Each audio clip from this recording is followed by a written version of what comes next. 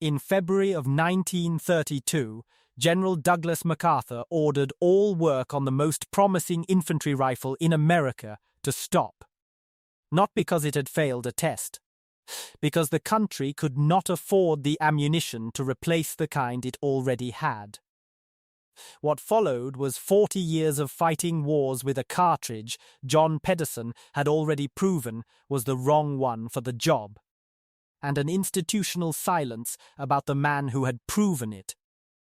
The rifle was called the Pedersen T1. The man who built it had been described by John Moses Browning, who chose his words carefully, as the greatest gun designer in the world.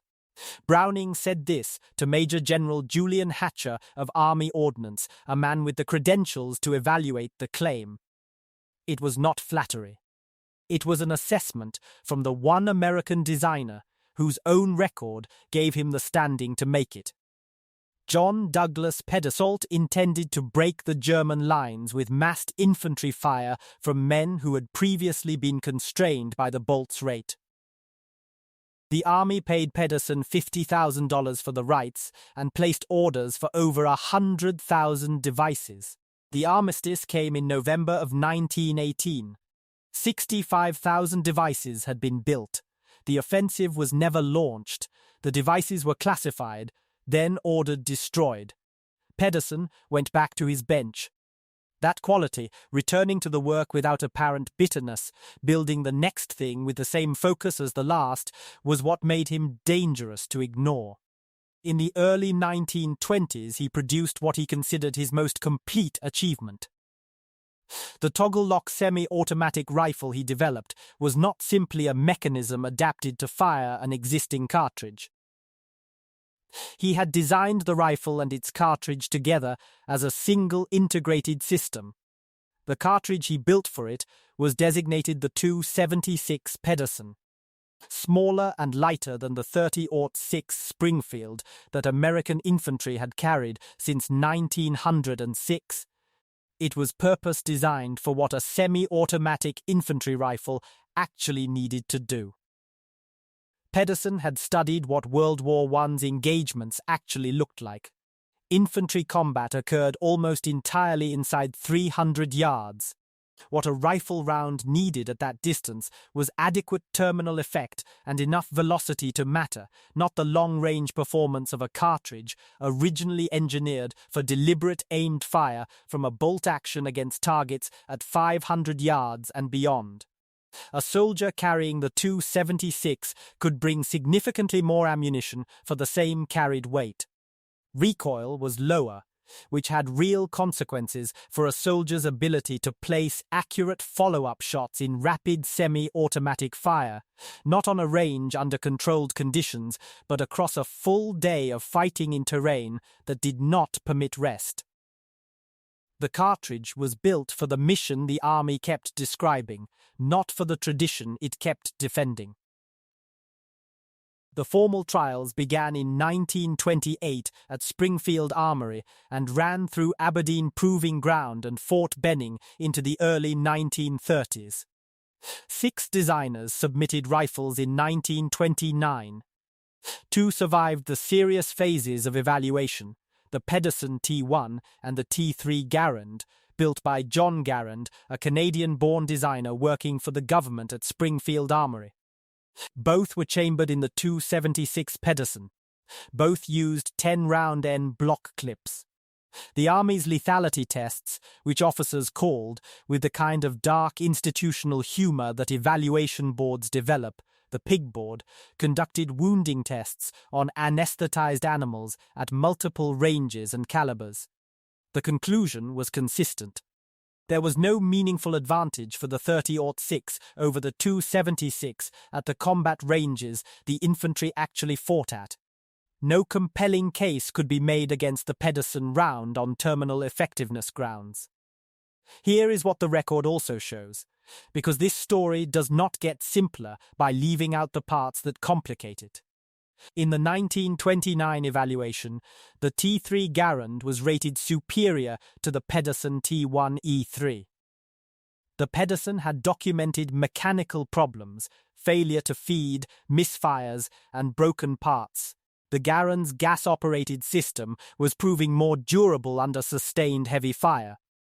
The Pedersen was also heavier and used more components than the Garand. These were not minor observations recorded quietly in a footnote. They were the kind of deficiencies that infantry officers, men who understood what happens to complicated mechanisms in mud, cold, and sustained fire, took seriously, and the trial records reflect that seriousness. The Garand, with its simpler gas-operated action and demonstrably better durability, had earned its lead in the field evaluations on grounds that mattered. None of this means the outcome was inevitable. By the 1931 and 1932 trials, both rifles had been refined, and the cartridge question remained genuinely unresolved in the Army's favor. The Infantry Board, the Cavalry Board, and the Combined Services Board had all evaluated the 276 Garand, the T3E2, and in each case declared it the winner over the Pedersen rifle. What they had not abandoned was the cartridge Pedersen had built. The 276 was still the round both finalists were shooting. In January of 1932, the Combined Services Board recommended adoption of the T3E2 Garand in 276 Pedersen and requested production of 125 examples for further evaluation. The cartridge Pedersen had designed had survived the competition even when his rifle had not. MacArthur's order came the following month. The reasoning was not fabricated, and it was not purely malicious. And the historical record deserves to say so plainly. The Army had vast stockpiles of .30-06 ammunition left from the First World War. The Browning automatic rifle and the Army's machine guns were all chambered in .30-06. Transitioning to a new cartridge in 1932 meant not just new rifle ammunition, but new automatic weapons, new machine gun barrels, new logistics across every depot in the system, all of it during the deepest trough of the Great Depression, with military budgets cut repeatedly and Congress controlling the appropriations. MacArthur looked at the cost of a caliber transition the country could not finance and made the call that the country could not afford to find out whether the better cartridge was worth the price. What that order did to the Pedersen rifle was final. The toggle lock mechanism had been designed as an integrated system around the particular characteristics of the 276 cartridge. The Garand's gas-operated rotating bolt design could be, and was, scaled to accommodate the larger, higher-pressure .30-06. Pedersen's toggle action could not make the same transition without rebuilding from the ground up. The caliber decision was not a revision of the rifle program.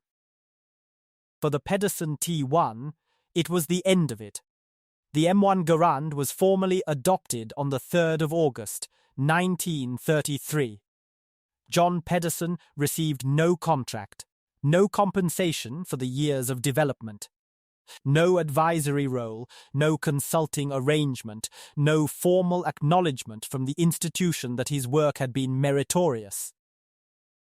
He returned to Remington and continued designing. He developed a .30 caliber rifle with a conventional gas trap system and submitted it to the Army for evaluation before the Second World War, and was turned away again, this time because Springfield Armory had already committed its tooling and its resources to the Garand he had lost to. The institution that had spent a decade using his cartridge concept as the benchmark for what a semi-automatic infantry round should do had no further use for the man who had conceived it. What followed across the next decade proved one half of Pedersen's argument and left the other half permanently unresolved. The M1 Garand was a reliable, mechanically sound weapon. Against the bolt-action rifles that most opposing infantry carried in the Second World War, its semi-automatic capability gave American soldiers a genuine rate of fire advantage that mattered at the squad level in every theater. Garand deserves the reputation his rifle earned. Nothing in Pedersen's story requires otherwise. What the Garand also carried was a 30-06 cartridge that weighed what it weighed, and 8 rounds in an N-block clip that ejected as a unit when the last round fired and could not be topped off mid-engagement.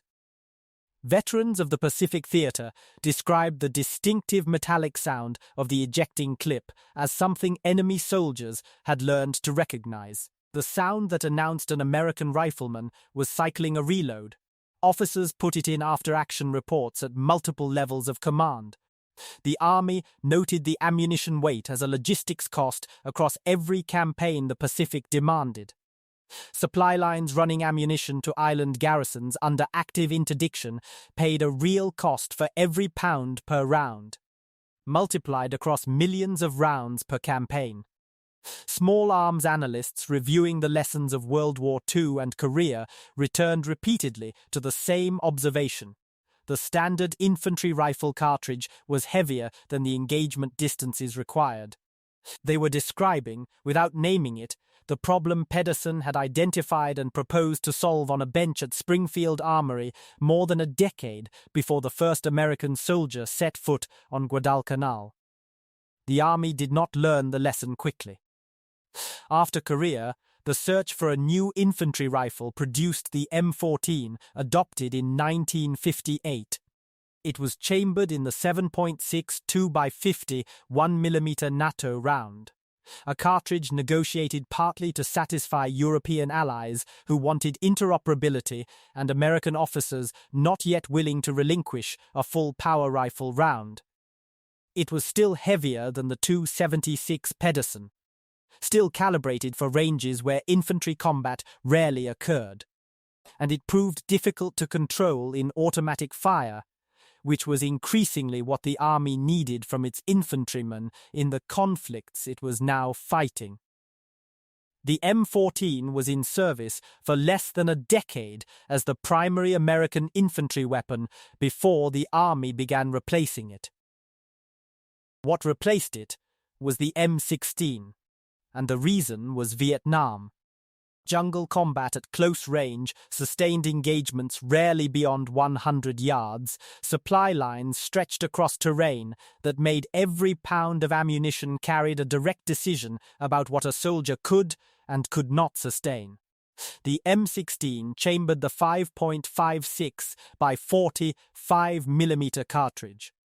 A soldier carrying it could bring roughly twice the ammunition for the same weight as 30-06. At the ranges where that war was fought, that was what the mission required. The Army had finally built an intermediate cartridge infantry rifle 30 years after rejecting the concept as unaffordable. By the 1960s, the logic Pedersen had built his system around had become the foundation of American infantry armament and the broader alliance structure that followed the American lead into NATO standardization. The acknowledgement that he had been right arrived without his name attached to it. In procurement documents and requirement specifications written by men who had never once heard of the .276 or the toggle lock rifle that had carried it into the trials at Fort Benning 4 decades before. John Pedersen died on the 23rd of May, 1951, in Cottonwood, Arizona. He was 70 years old. The Korean War was being fought that year with the same M1 Garand adopted nearly 2 decades earlier, still chambered in a cartridge heavier than Pedersen had argued was necessary, still feeding from a clip that announced it's empty to anyone close enough to listen. He had been dead for a generation by the time the doctrine he had built it around became standard American practice. The Pedersen rifle survives in very small numbers. A handful of examples are held at the National Firearms Museum in Fairfax, Virginia, and in a small number of private collections. The men who own them tend to know what they are holding. A semi-automatic rifle that entered the most consequential small arms competition the Army conducted in the 20th century with real engineering strengths. real mechanical vulnerabilities, and a cartridge the Army's own evaluators found superior to the one America went to war with. The Garand was the right choice, given what could be known and afforded in 1932. What it cost was the question MacArthur closed without answering, whether the toggle lock's vulnerabilities, given the development resources the institution had the power to provide, could have been solved. The Army spent the next 3 decades finding out the hard way that the question had still been worth asking, war by war, theater by theater, in the accumulated weight of every round an American soldier carried that was heavier than the mission required. They just never used Pedersen's name when they finally got around to answering it.